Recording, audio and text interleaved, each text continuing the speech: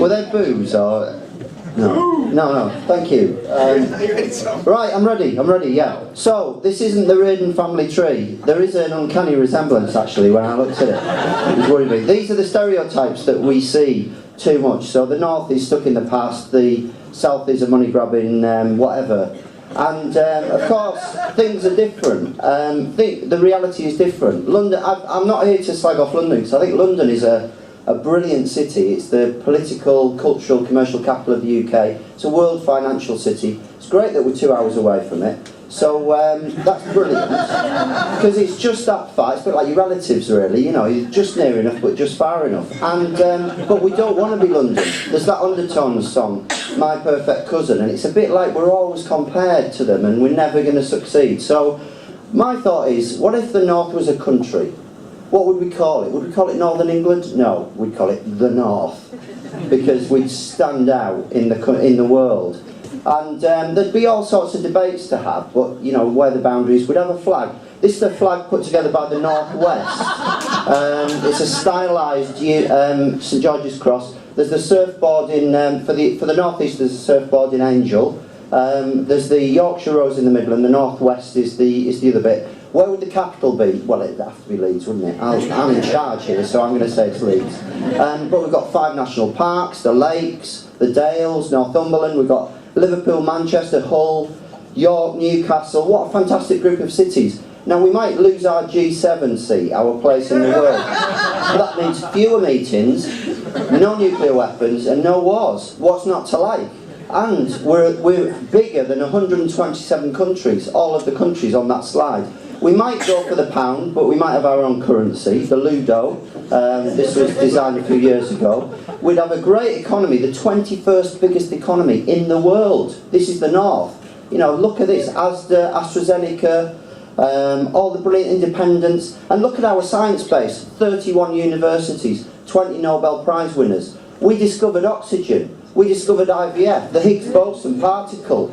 We discovered the east coast of Australia. We put the first woman in space. We emancipated women. We helped to abolish slavery. These are all northern things. We were 12th in the medals table. That's just Yorkshire. So if we're the North, we'll be 5th at least. We'd have a much more interesting sports personality of the year as well.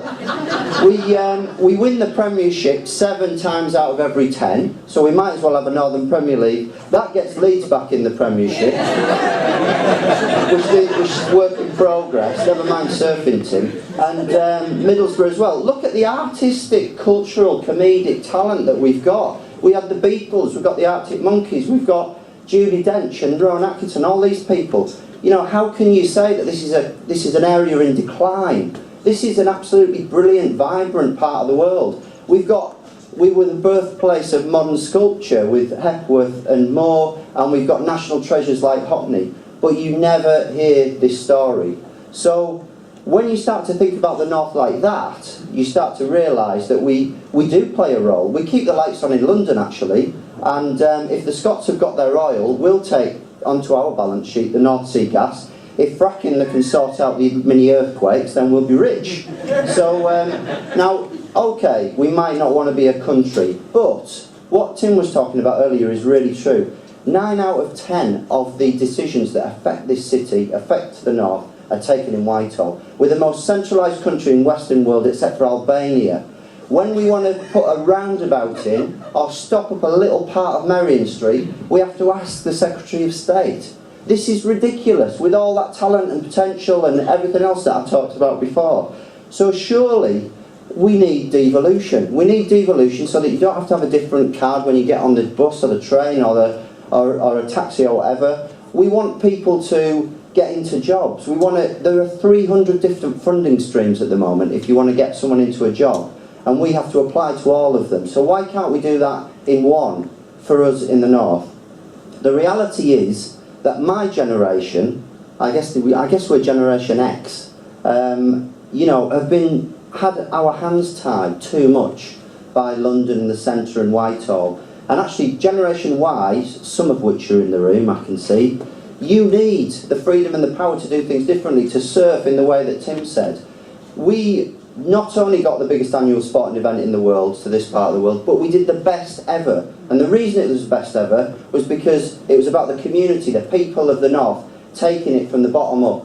Why can't we do that with the way we govern ourselves on transport, the economy and jobs? Free them.